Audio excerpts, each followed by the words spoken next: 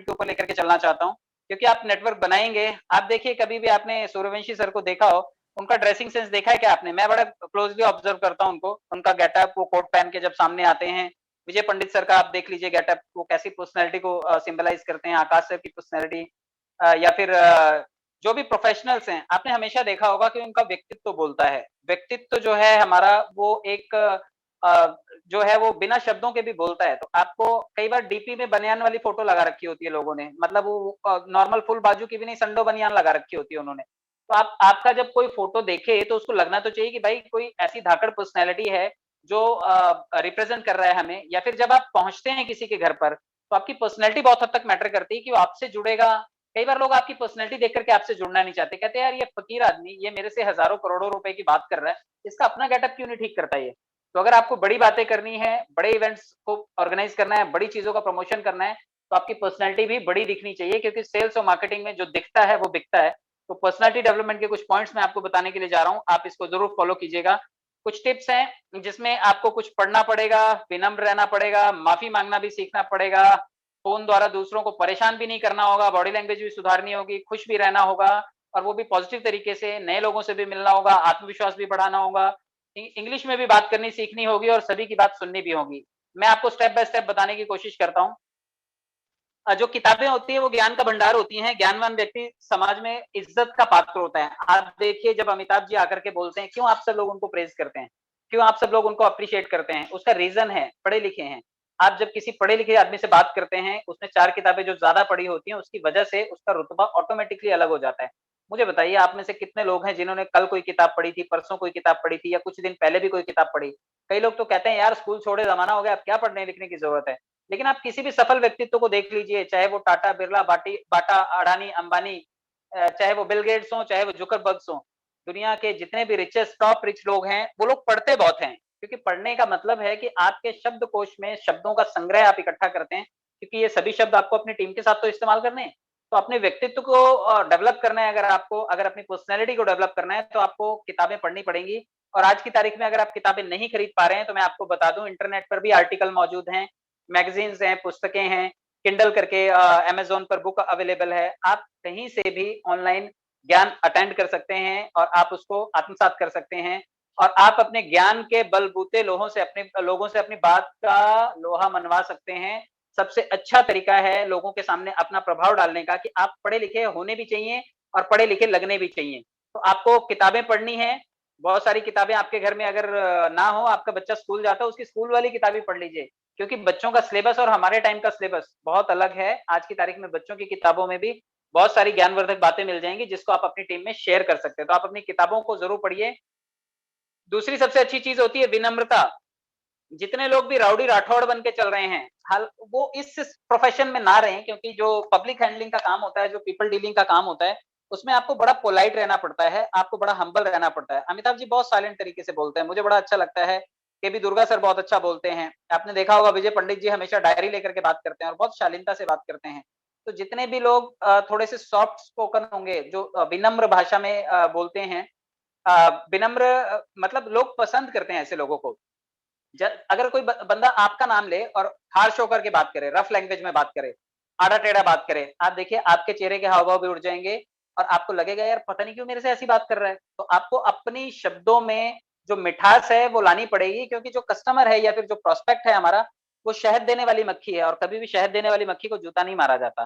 तो जितने लोग भी अपने लोगों के साथ, अपने टीम के साथ में हार्ड लैंग्वेज में बात करते हैं, रफ लैंग्वेज में बात करते हैं, उनको बड़ी दिक्कत होगी। आपको ₹30 अपने received लोगों on के साथ में, PhonePe. अगर चाहते हैं कि आपकी पहचान अलग बने, लोग आपको एक अलग तरीके से याद रखें, तो पहले खुद को बदलना है, गुस्सा नहीं करना है, अपने व्यक्तित्व की एक अलग पहचान बनानी है, और आप देखिए लोग आपके साथ जुड़ना पसंद करेंगे, वो आपके साथ आना पसंद करते हैं। कई बार आपको कोई फोन ही कर देता है ना, तो कई बार चिढ़ जाते हैं, आपकी अभी क्यों फोन किया, ये कोई टाइम है क्या फोन करने का।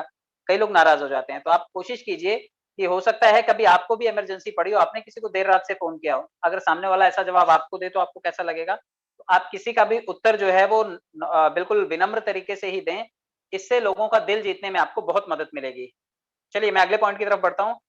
माफी मांगना और माफ करना सीखें, सॉरी बोलना सीखें। जो एक्चुअली एडिफिकेशन में जब ये नूरुल सर भी कभी कभी लेते हैं मॉर्निंग के सेशन में, काफी सारी चीजें सिखाते हैं, विजय पंडित जी भी सिखाते हैं, शरद चंद्र सर भी सिखाते हैं, माफी मांगना और माफ करना सीखें। इसका ये मतलब नहीं कि आपने कोई गलती की है इसलिए आपको माफी मांगनी है, ऐसा नहीं है। जब आप पब्लिक डीलिंग का हिस्सा होते हैं तो आपको माफी मांगने का मतलब रोना या गिड़गिड़ाना नहीं होता, लेकिन पब्लिक डीलिंग में आपको एक चीज का ध्यान रखना है कि जो माफी होती है ना वो बहुत बड़ी चीज होती है। आपको माफी मांगनी भी है और माफ करना सीखना भी है। और वो आपने देखा है पॉलिटिकल लीडर्स जितने भी होते हैं इलेक्शन के टाइम पे एक दूसरे की बहुत बुराइयां करते हैं, लेकिन बाद में पब्लिक को लड़वा देते हैं और अंदर बैठ करके चाय कॉफी पी रहे होते हैं। मैं आपको बताऊं, ना तो हमें पब्लिक को लड़वाना है और ना ही हमें उनकी पीठ पीछे चाय कॉफी पीनी है। हम एक दूसरे को माफ कर सकते हैं एक दूसरे के, क्योंकि विजय पंडित सर तो बोलते हैं कि भाई देखिए हम लोग दूर के तो रिश्तेदार ही हैं। तो पल वैन एक ऐसा सिस्टम है जिसमें एक दूसरे से रार रख के भी हमें मिलना कुछ नहीं, हमें उसको देना ही पड़ेगा। तो अगर आप जूनियर हैं तो आप माफी मांग लीजिए, और अगर आप सीनियर हैं तो आप माफ कर दीजिए। और हम जूनियर भी हैं और सीनियर भी हैं, इसलिए ये दोनों गुण हमारे व्यक्तित्व के अंदर होने चाहिए। हमें माफी मांगनी भी आनी चाहिए और माफ करना भी आना चाहिए। तो जितने लोग अभी भी किसी ईगो को पाल के बैठे हुए हैं अपने किसी सीनियर के प्रति कि मेरे सीनियर ने एक बार ना मेरे $20 ले लिए थे, और आप इससे चिढ़े बैठे हो, सोचिए आपको उसने हजारों करोड़ का प्रोजेक्ट दे दिया। अगर आप उसको $20 दे भी दें गुरु दक्षिणा की, चलो ले लिया, दो नहीं 200 भी ले लेता तो भी कोई दिक्कत नहीं होती, ले ही लिया ना। लेकिन बदले में आपको क्या दे दिया, अगर आप उसके तुलना करेंगे तो यकीनन आपके पास एक बहुत बड़ा प्लेटफॉर्म दे दिया और बहुत सारे पैसे कमाने का एक मार्ग दे दिया। शायद आप अपनी नाराजगी मिटा पाए।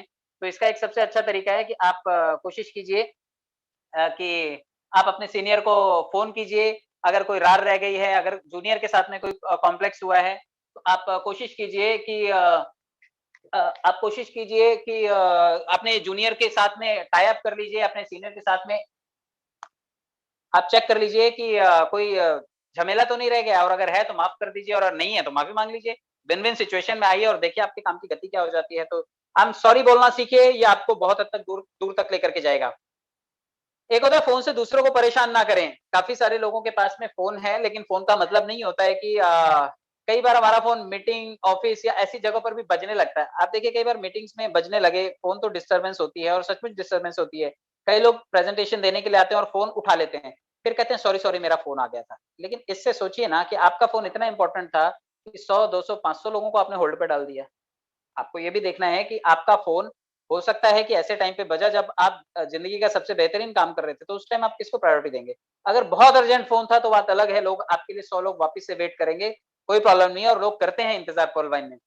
लेकिन अगर आप नाहक किसी का भी फ़ोन उठाते हैं और अपने 5 मिनट की शेयरिंग में आप 5 बार फ़ोन उठाते हैं और कट करते हैं लोगों को, तो फिर ये आपको तय करना पड़ेगा कि आप फ़ोन का कैसा इस्तेमाल कर रहे हैं। आपको अगर कुछ देखना भी है, वीडियो देखना है, गाने सुनने हैं, तो आप अलग टाइम में जाइए, आप अलग टाइम में फ़ोन पे सर्फिंग कीजिए, और फ़ोन करके किसी को बार-बार परेशान मत कीजिए। कई बार ऐसा भी होता है कि गलती से नंबर मिल गया तो फ़ोन करके पूछने लगते हैं कि सर एक काम कीजिए, आप ही प्लान दे दीजिए ना। कई बार ऐसा लगता है यार इस आदमी को मना कैसे करें हम लोग, इसने इतने बड़े रिस्पेक्ट से इसने पूछा है। तो कई बार सीनियर लोग उसके आदमी को गाइड भी कर देते हैं, लेकिन कई बार वो आदमी आदत सी बना लेता है। मतलब जहाँ आदमी को सीखना है, वहाँ पे आप उसे ज़रूर टाइट कीजिए कि भाई ये काम आपका है, आपको सीखना है, मैं आपको कंटेंट प्रोवाइड कर सकता हूँ।